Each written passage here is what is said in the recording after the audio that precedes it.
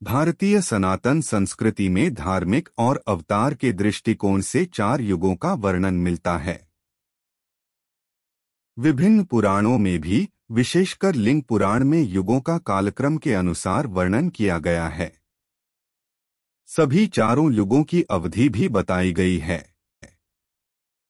आज हम भारतीय धर्म और संस्कृति की युग की विशिष्ट अवधारणा के संबंध में एक संक्षिप्त विवरण प्रस्तुत कर रहे हैं। युग शब्द का अर्थ होता है एक निर्धारित संख्या के वर्षों की कालावधि। सनातन संस्कृति में 4 युगों का वर्णन है: सत्य युग, त्रेता युग, द्वापर युग और कलियुग। आइए जानते हैं इन सभी युगों के बारे में जिनका वर्णन भारतीय सनातन संस्कृति के धर्म ग्रंथों में मिलता है। सतयुग। कालक्रम के अनुसार सर्वप्रथम सतयुग आता है।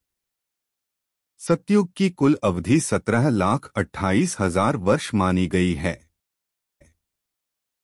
इस युग की शुरुआत कार्तिक मास की शुक्ल पक्ष की नवमी तिथि से होती है, जिसे सनातनी भारतीय अक्षय नवमी के पर्व के रूप में मनाते हैं। सतयुग में मानव की ऊंचाई 21 हाथ की होती थी, ऐसी मान्यता है। इस युग में तीर्थ पुष्कर को माना गया है। ऐसी धारणा है कि सत्य युग में धर्म के चारों चरण क्रियाशील थे। आथ पाप 0 और पुण्य 20 विश्वा अर्थात प्रतिशत था। भगवान श्री विष्णु ने इस युग में मत्स्य, कूर्म, वाराह और नृसिंह अवतार धारण किया था।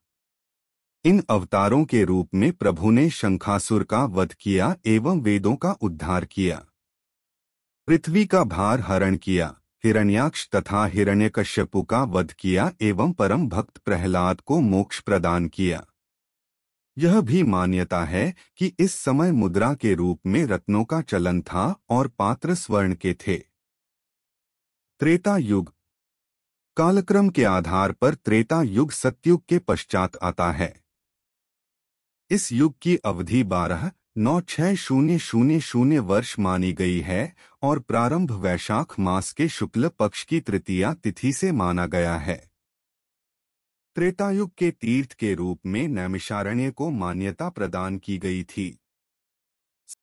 सतयुग में धर्म के 4 चरण थे, पर त्रेता में 3 ही चरण शेष रह गए, क्योंकि इस युग में पाप 25 विश्वा और पुण्य 75 विश्वा थी।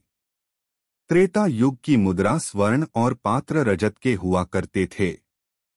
इस युग में मानव की ऊंचाई 21 फीट या 14 हाथ होती थी और आयु 10,000 वर्ष मानी गई है। इस युग में भगवान विष्णु के 3 अवतार हुए: वामन, परशुराम और दाशरथी राम। इन तीनों अवतारों ने अपने अवतार लेने के उद्देश्य की पूर्ति की। वामन ने बलि का उद्धार किया और उसे पाताल का साम्राज्य प्रदान किया। परशुराम ने मद से चूर क्षत्रियों का 21 बार संहार कर पृथ्वी की रक्षा की। दाशरथी राम ने आत्ताई रावण का वध कर देवों को मुक्त किया। द्वापर युग। कालक्रम से त्रेता युग के उपरांत द्वापर युग का आगमन हुआ। द्वापर युग की कालावधि 8,64,000 वर्ष थी। शास्त्रों की मान्यता के अनुसार द्वापर युग का शुभारंभ माघ मास की पूर्णिमा तिथि से हुआ है। इस युग में मानव की ऊंचाई 11 फीट या 7 हाथ मानी गई है।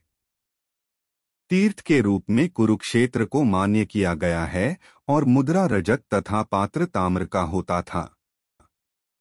द्वापर युग में धर्म के 2 ही चरण शेष रह गए, क्योंकि पाप 50 विश्वा और पुण्य 50 विश्वा रह गए, अर्थात पाप और पुण्य का पलड़ा एक समान हो गया। द्वापर में भगवान विष्णु ने कृष्ण के रूप में अवतार लिया और कंस सहित अनेक दैत्यों का वध किया।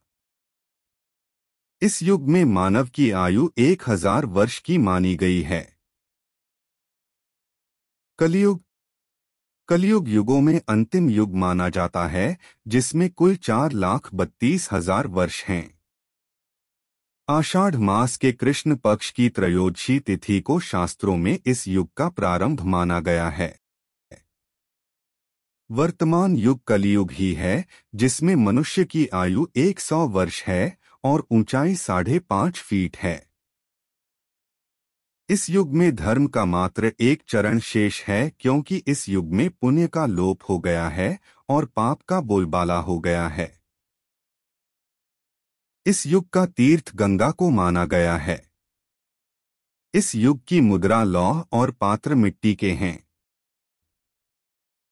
सनातन धर्म के शास्त्रों के मतानुसार इस युग का अंत भगवान विष्णु कल की अवतार के रूप में करेंगे और पृथ्वी को पापियों से मुक्त करेंगे। अगर आपको वीडियो पसंद आया, हमारे चैनल को सब्सक्राइब करें, वीडियो को लाइक और शेयर करें। धन्यवाद।